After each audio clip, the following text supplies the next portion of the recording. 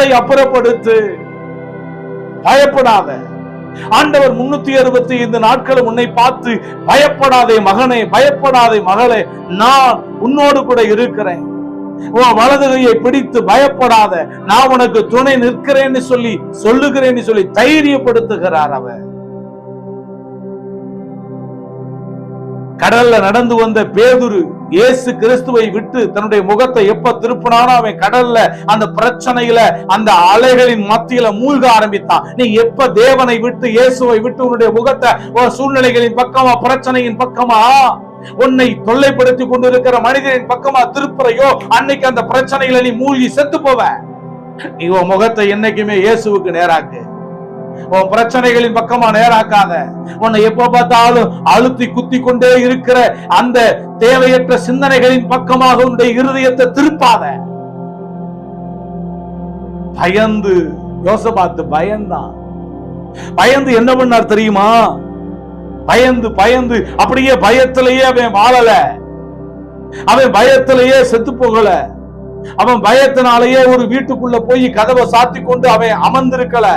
என்ன செஞ்சார் தெரியுமா? அவன் பயந்து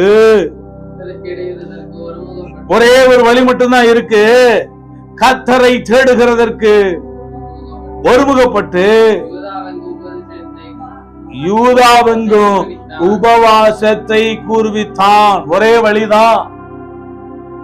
இந்த ஜாதி பிசாசு ஜபத்தினாலையும் உபவாசத்தினாலையும் அன்றி வேற எந்த விதத்திலையும் புறப்பட்டு போகாதுன்னு இயேசு சொன்னாரு. ஆக அம்மோனியரை, மோவாபியரை, கிழக்கத்தி புத்திரரை சேர்ந்து வரக்கூடிய அத்தனை சத்துருக்களையும் மேற்கொள்ளணும்னா ஒரே ஒரு வழி மட்டும்தான் இருக்குங்க. கர்த்தரை தேட உபவாசம் செய்ய வேண்டும். கர்த்தரை தேடுவதற்கு சரீரத்தை ஒடுக்கி ஒரு மனமாக அவருக்கு நேராக நம்முடைய முகத்தை, நம்முடைய இருதயத்தை நேராக்கணும், திருப்பணும். உன் டைரக்ஷனை பிரச்சனை பக்கமா திருப்பாத. உன்னுடைய டைரக்ஷனை இந்த உலகத்துல இருக்கக்கூடியதான மற்ற காரியங்களின் மேல திருப்பாத. கர்த்தர் பக்கமாக உன்னுடைய இருதயத்தை திருப்பு. அவன் பயந்தான். பயத்தோடு கூட அவன் நின்று அவன் என்ன செய்யலன்னா அதுல சோர்ந்து போகல.